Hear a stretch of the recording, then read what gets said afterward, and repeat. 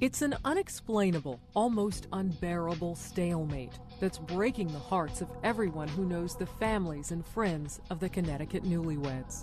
It has now been 10 days since this terrible nightmare began. It was then that a brand new bride discovered her handsome husband had vanished. George Allen Smith disappeared from a cruise ship in the Mediterranean sometime in the early morning hours of July 5th in the waters between Greece and Turkey. It's a case that's clouded in controversy and shrouded in questions. Did the young husband fall overboard? Was there foul play? What about the blood discovered in the cabin he shared with his wife, Jennifer? The investigation included Greece and Turkey because the cruise ship was sailing between the two countries when Smith disappeared. But now authorities seem to have stalled in finding anything new about what happened to Smith that night. Our producer, Richard Gold, is in the Turkish resort city of Kuşadası. He says new information is hard to come by with police officials.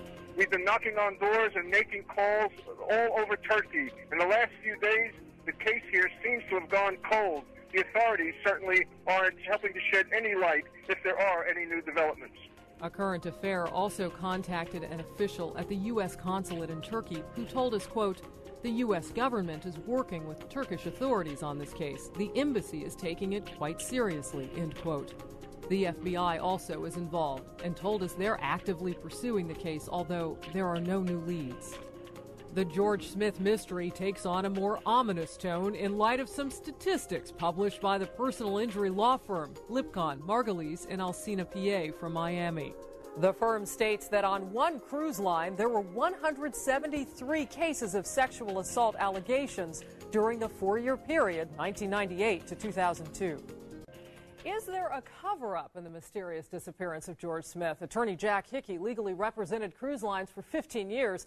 Now he often represents passengers who are raped, assaulted, or even injured while at sea. Thanks a lot for joining us, Mr. Hickey. Obviously, anything is possible, but a cover-up in the George Smith case, why? What would be the motivation? Well, the motivation is that the cruise lines feel that there's liability, legal liability. They have a financial interest in covering up the true facts, in controlling the investigation, and certainly in controlling the message that's put out to the media, which they seem to do a very good job at. Does there seem to be any likely scenario that comes to mind for you? At this point, I think we're speculating to a certain degree. One scenario, of course, is that someone throws themselves overboard. Another scenario is that people are partying on cruise ships, which the cruise lines know about and should anticipate, and they fall off or clown around, but that's just speculation. Well, Mr. Hickey, we haven't been able yet to talk to the bride, Jennifer Smith, but we do know that right after her husband went missing, she did fly home after talking with Turkish authorities. How common is it that the bride wouldn't stick around, that loved one who was on the boat wouldn't stick around through the investigation? Well, I think that's very common. I certainly would anticipate that. People are in a foreign country. They're in a country like Turkey, which is quite different from the United States. She wants to be home. I think it's not only common, it's to be expected. I think it's natural. All right, Mr. Hickey, thank you so much for joining us today. Thank you.